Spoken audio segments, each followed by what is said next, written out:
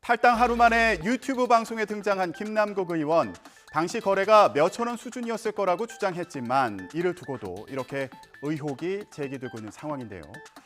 민주당은 이 같은 의혹에 대해서 반성과 쇄신을 약속했죠. 하지만 일부 친명계 의원을 중심으로 김남국 감싸게 나섰다는 지적이 나오고 있습니다. 양이원영 의원은 의총에서 비명계에서 이재명 대표 재신임을 요구하는 목소리가 나오자 본색을 드러냈다. 오히려 본인이 당원들에게 재신임을 받아야 하는 거 아니냐며 비판했고요. 유정주 의원은 소명 끝나기 전까지 기다리자. 제발이지 사냥하지 말자. 상처 주지 말자. 우리끼리라도 이런 글을 올렸습니다.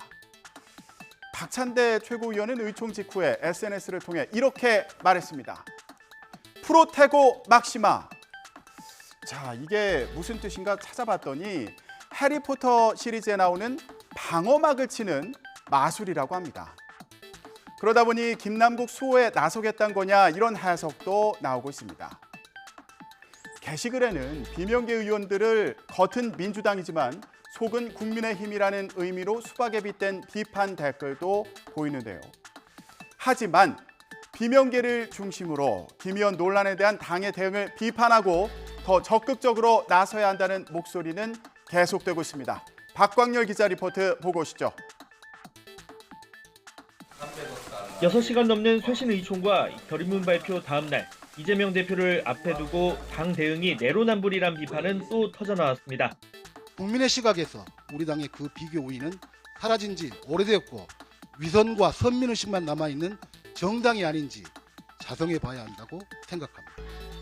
이미 의총에서 지도부가 아무것도 하지 않는다는 비판까지 나온 상황에서 이 대표는 불쾌한 기색을 숨기지 않았습니다. 당 핵심 관계자는 YTN과의 통화에서 이 대표가 비공개 최고위를 통해 당이 어떻게 대응했는지 정확히 알릴 필요가 있다며 팩트가 아니다라는 취지의 지적을 했다고 설명했습니다. 이 같은 진화 노력에도 당내 불만의 목소리는 사그라지지 않고 있습니다. 이 결의문에 당 차원 구체적인 징계 의지가 담기지 않았고 국회 윤리특위에서 여당과 어떻게 협의할 건지도 전혀 언급되지 않았다는 겁니다. 이 당 쇄신의 근본적 걸림돌이 이 대표라는 주장까지 제기됐습니다. 이원욱 의원 같은 경우는 딱 이재명 대표를 바라보면서 대명인의 마을 이장 자리 30초 남았습니다. 내놓으셨으면 좋겠다. 거기서 지금 김남국 의원을 감싸고 있지 않냐. 비판은 당 밖에서도 나오는데요. 정의당은 김남국 의원의 코인 사태는 민주당에 대한 도덕적 파산 선고라며 김 의원에 대한 의원직 제명을 촉구했습니다. 제적 의원 3분의 2 이상의 찬성으로 결정되는 의원직 제명의 성사 여부는 온전히 민주당의 의지에 달려 있습니다. 꼼수 방탄 정당과 쇄신의 기로 가운데 어디에 서 있을지 냉정히 판단하시기 바랍니다. 국민의힘은 김 의원 코인 의혹을 밝히겠다며 당내 의원들과 전문가로 구성된 진상조사단을 출범했습니다. 또 이재명 대표를 직접 겨냥해서 공세 수위를 높였는데요. 이 대표는 여야 의원 전수조사를 하자며 맞대응했습니다. 들어보시죠. 혹시 이재명 대표 스스로도 김남국 의원의 코치에 따라 코인 투자를 하면서 투기를 했던 적이 있었기 때문은 아닌지조차도 궁금합니다. 우리가 제안한 대로 여야 의원들 전수조사를 즉각 실시하기를 요청드립니다. 내가 보기에는 우리 김기현 대표나 그 측근들이 코인 많이 가지고 있지 않을까 하는 생각이 들긴 하네요. 그런 얘기하는 걸 보면. 어제 정치권에서는 이 인물이 관심을 받았습니다. 바로 이명박 전 대통령입니다. 사면 복권 이후 세 번째 공개 일정으로 청계천을 이렇게 찾았는데요. 여기에서 한 말이 관심을 끌었습니다. 어제 현장으로 가볼까요?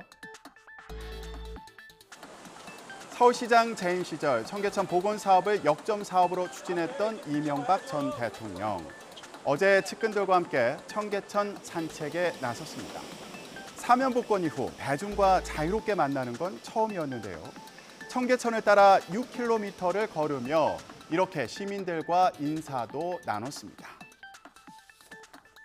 불경기에 잘 계시네요. 안녕하세요.